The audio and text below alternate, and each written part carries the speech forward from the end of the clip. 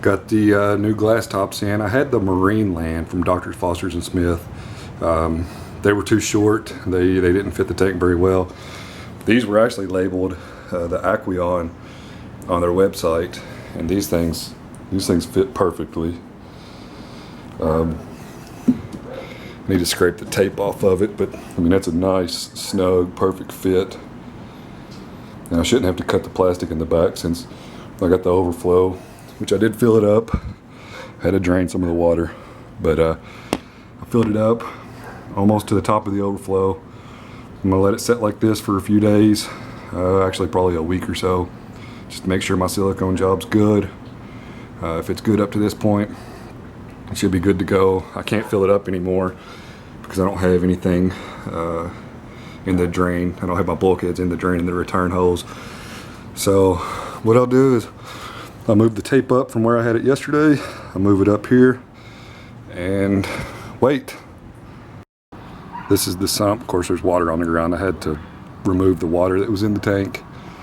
I had to buy a new adapter, and I made that one. I bought another one of these small adapters I'll probably put here. I don't know, I might leave that one there. It's holding water. But I just filled it up. I'm gonna test it for a few days. You know, I don't have to worry about the tank leaking. I'm just worried about the baffles. But they should be good to go. This is where the water will come in. It'll go under the first chamber, and then out. Here's a mess of a table. This is all the stuff I've been working on. That's the tray that I made for the bio balls. There's just a little over 2 gallons of bio balls. I got a ton of ceramic media. I had this set up to hold the tray. I'm actually going to modify this. I bought a ton of parts to where I'm going to make the tray more stable, and I'm not going to mount it to anything because I'm actually going to put ceramic media under the bio ball, so I need that tray to come out pretty easily once it's in the stand. This is the silicone I used to reseal the 90. I probably should have used this on the baffles on the sump too, but I got this off Amazon.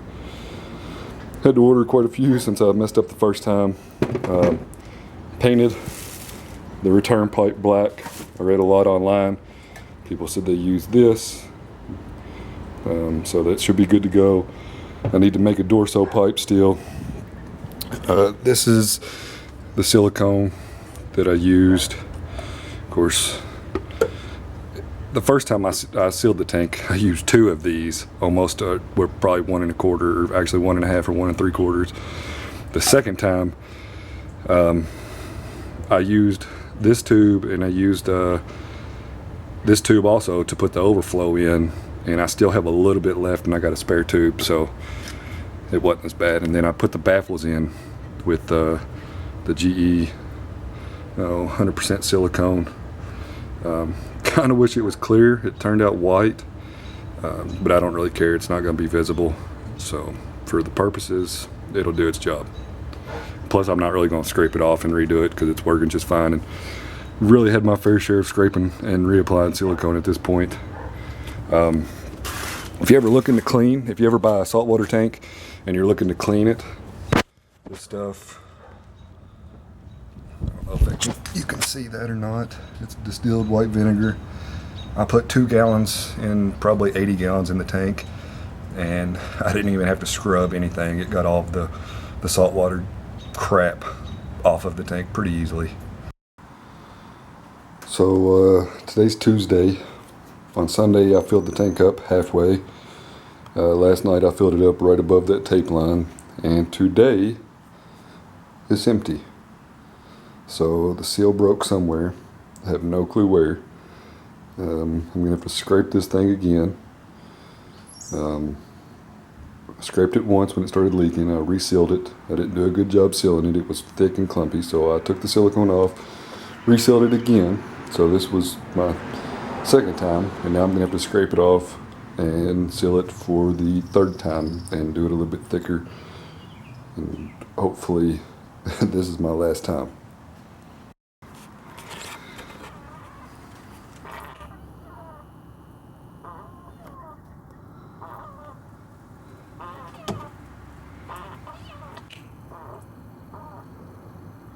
It's really weird because that is below the glass.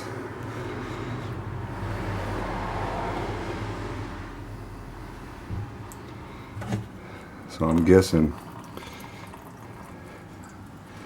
and honestly I don't know. I'm looking for bubbles. I don't see any. But of course it is leaking. You can see, it's probably kind of hard to hear. I got a fan blowing in here trying to drive the tank out, but you can see where I got the razor blade. It's right in the middle of the tank.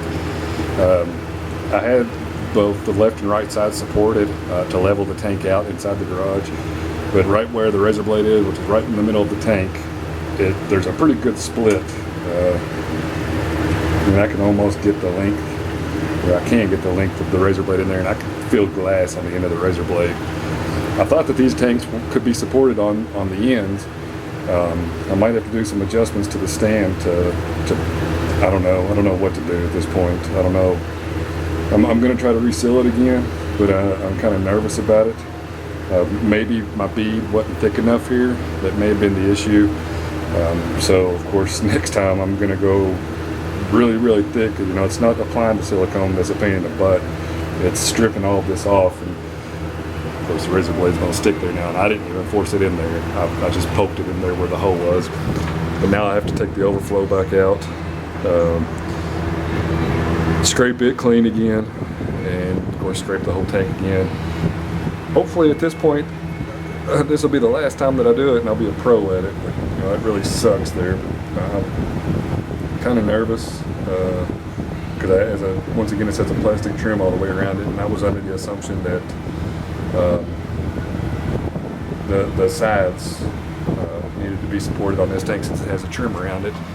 The overflow held up the whole time. It didn't leak at all. Of course, all the pressure was on the right side of it, as you can see in the video. There was no water in the left-hand side since I didn't have any my bulkheads in there. I can't put them in since it's on the ground, and since it has been leaking every time I've tested it, I don't really want to put it on the stand and have to rebuild that again.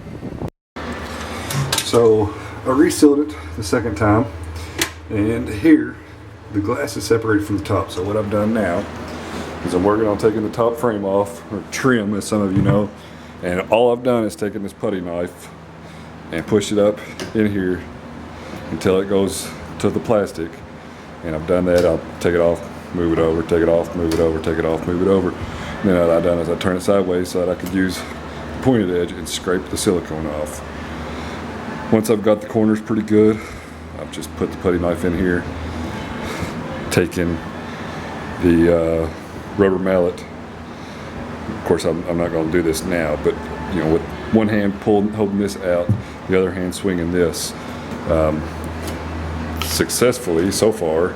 Anyway, I haven't taken it all the way off, but I've got all the corners broke loose on the top trim.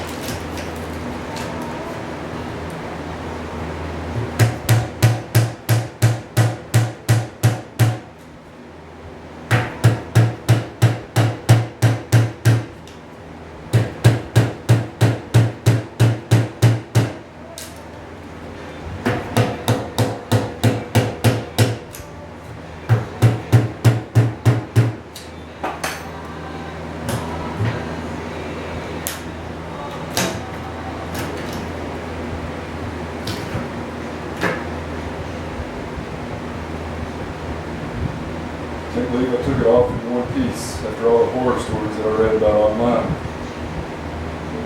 Pretty good news, it saves me a little bit of money. Guess another front to back, but whatever. So now I get to clean all this off. To cut these seams here. Pull this piece of glass out. And then the real fun begins. I have to say this tank looks pretty badass without that rim on it.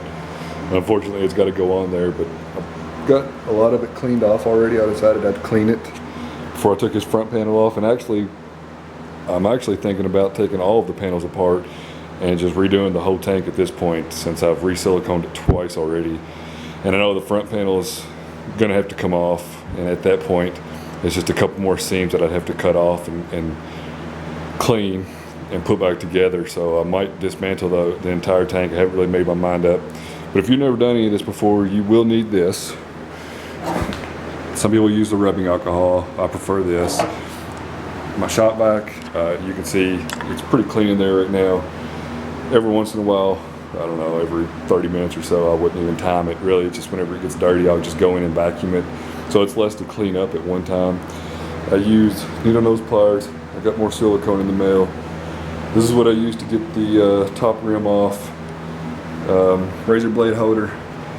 I use these to pull the razor blade in and out, so I don't have to hurt my thumb anymore than I've already done it. And razor blades. This is kind of my trash can right now, and this is my stool.